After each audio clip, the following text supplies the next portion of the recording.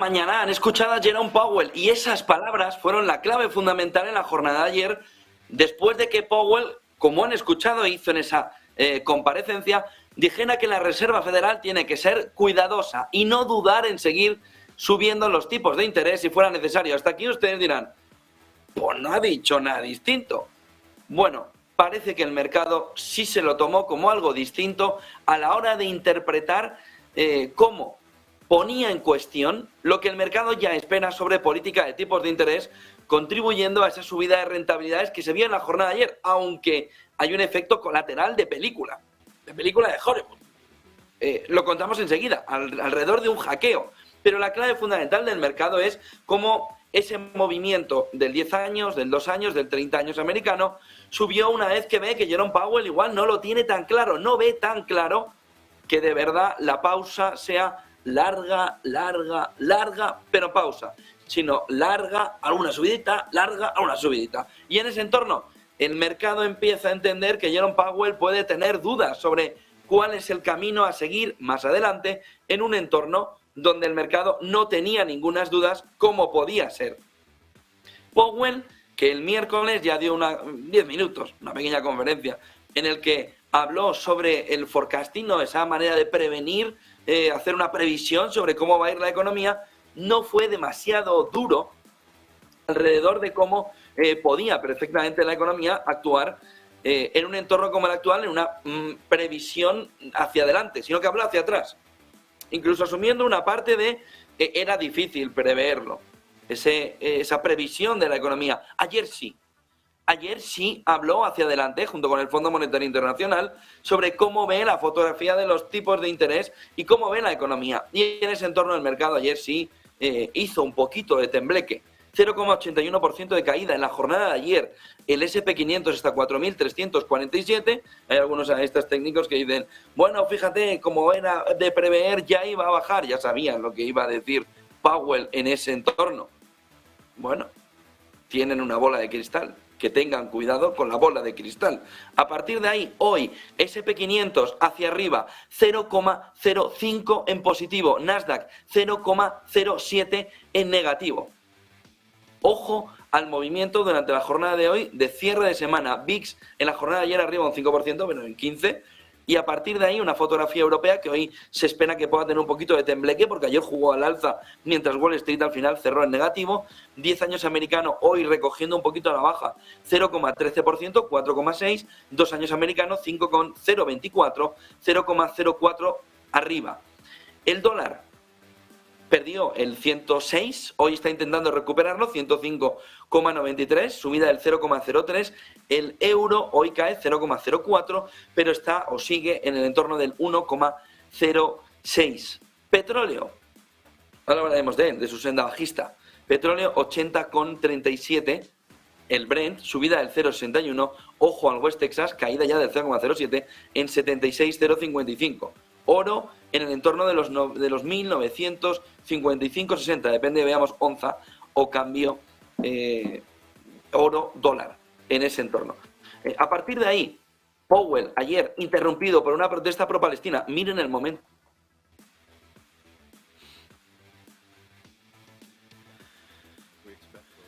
To moderate in coming quarters. Of course. By refusing to treat climate change like a systemic risk that Thank you. we are putting in.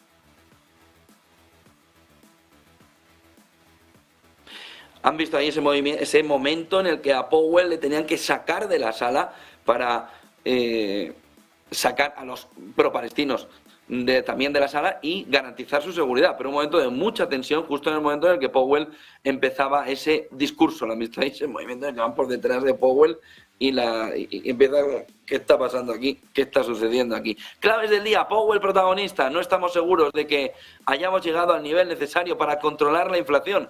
Y en ese entorno juega también una fotografía fundamental esta mañana, lo que se empieza a ver, lo que se empieza a mover en torno a un mercado, una renta variable y a unos bonos que cortaron ayer la racha, con unas palabras de Powell, como les decía, hacen dudar al mercado. A partir de aquí, el momento película que vimos en la jornada de ayer, y no es el momento pro-palestino, es ICBC hackeado.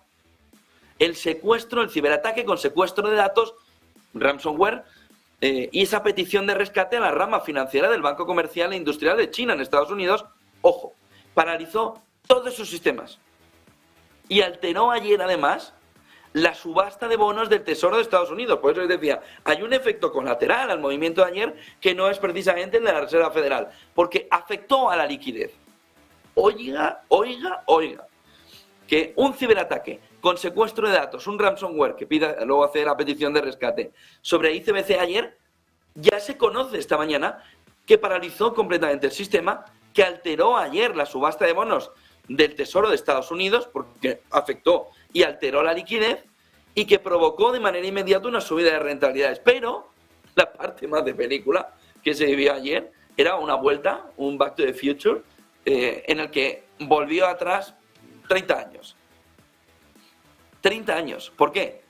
El banco chino, ICBC, después de sufrir el hackeo, se vio obligado a enviar la liquidación de esas operaciones de sus clientes por un mensajero que llevaba el USB para llevar todas las operaciones. Fue de película. El movimiento en el que se vio una vuelta por culpa de ese hackeo a un tiempo completamente pasado. A un tiempo completamente pasado, en el que se tuvo que hacer todas las operaciones con un USB que se llevaba allí para intentar solventar la situación y reducir el daño que ya se estaba produciendo para los clientes. El mismo grupo, solo el año pasado, este último año, ha golpeado a Boeing, a Ion Trading Reino Unido, a Royal Mail del Reino Unido, la pandilla, ¿no?, de hackers se llama Lockbit, ojo porque es una banda criminal con vínculos con Rusia, que fue la que ayer hizo ese movimiento que puso en jaque a ICBC y que alteró de una manera grave la situación que se estaba viviendo en el mercado. De tal manera que se ve como esa fotografía que se veía de película en los últimos días, ayer ganaba todavía una visión más con ese movimiento de hackeo por parte de ICBC. El otro punto fundamental del día viene con el precio del petróleo, ya lo han visto. Dicen algunos analistas esta mañana que el precio del petróleo parece retomar la senda bajista, que ya estaban apuntando ellos como una de las partes del mercado. Desde hace meses, estos analistas vienen manteniendo que el precio del petróleo tendría una bajada importante en el último trimestre, provocado sobre todo por un movimiento de futuros y un GPS que estaría siguiendo el precio del petróleo, que estaría siguiendo un GPS del año 2000-2001, que marcaba que el precio del Brent debía de caer.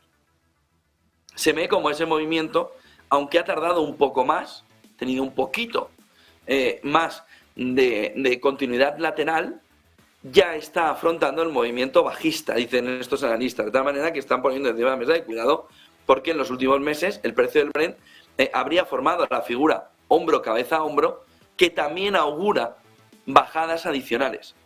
Por lo que todos los argumentos de por qué la guerra de Oriente Medio no está forzando una subida del precio desde la caída de las importaciones del petróleo por parte de China, por ejemplo, que es en el fondo un síntoma más de debilidad de su economía, también están viviendo, o también se está viviendo de manera global, una bajada de la demanda de fuel. De tal manera que ese movimiento bajista que estaban apuntando y que hoy varios analistas reivindican, sacan ante la fotografía de lo que se está viendo en los últimos días de por qué no sube el precio del petróleo, hoy vuelven a decir que en ese entorno, si se está siguiendo el GPS de 2000-2001, el precio del petróleo debería seguir cayendo. Volviendo a la Reserva Federal, hay un punto colateral que ayer vimos, y es la liquidez. La cantidad de liquidez por parte de la Reserva Federal que se drena diariamente a través de repo inverso cayó por debajo del $1 billón. Pero, además, hay que añadir que el tamaño del balance de la Reserva Federal se redujo la semana que terminó miércoles en 38.830 millones de dólares. De tal manera que el exceso de liquidez en el mercado, a pesar del tamaño de la Reserva Federal, aumentó en esta misma semana en 5.730 millones de dólares. ¿Por qué les cuento esto? Porque hay un elemento fundamental, sobre todo de repos inversos que está utilizando la Reserva Federal, en el que se ve que tampoco está consiguiendo sacar el exceso de liquidez, que es parte fundamental para mantener el mercado en un entorno como el actual. Hay que estar muy pendientes a ese movimiento que estaría manteniendo también la liquidez en una posición elevada en el momento actual. Entramos luego en el tema de la clave alrededor de lo que está sucediendo en España. Ha sido una noche intensa, con prácticamente 20 detenidos, 19, 21 al final, pero más o menos en esa cantidad, en el que sí hubo una afluencia mucho mayor por parte de la ciudadanía. Pero luego entramos en lo que se ve desde Europa y en un elemento que es